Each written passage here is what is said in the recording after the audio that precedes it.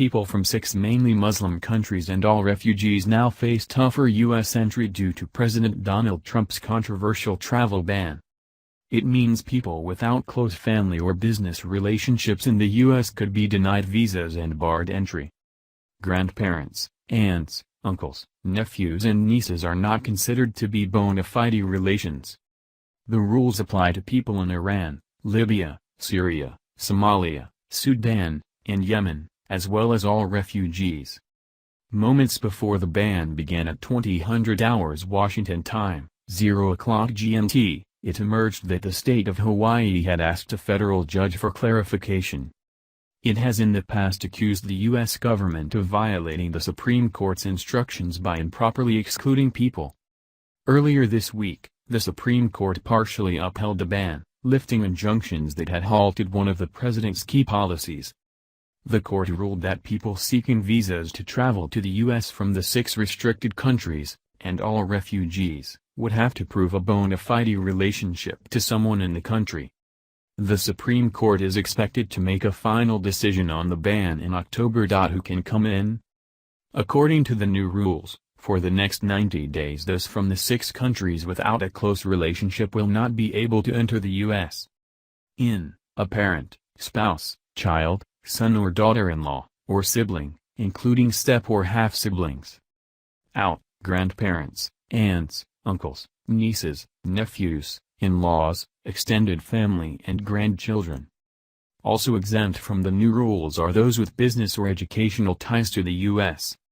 However, the guidelines specifically state that the relationship must be formal, documented and not formed for the purpose of evading the order. Those who already hold valid visas are not affected. Dual nationals who travel on their passport from the unaffected country will also be allowed entry. The court also approved a 120-day ban on refugees entering the U.S., allowing the government to bar entry to refugee claimants who cannot prove the same ties to an American individual or entity. After the Supreme Court ruling, Attorney General Jeff Sessions said the threat to our national security is real and becoming increasingly dangerous. He said the ruling was an important step towards restoring the separation of powers between the branches of the federal government.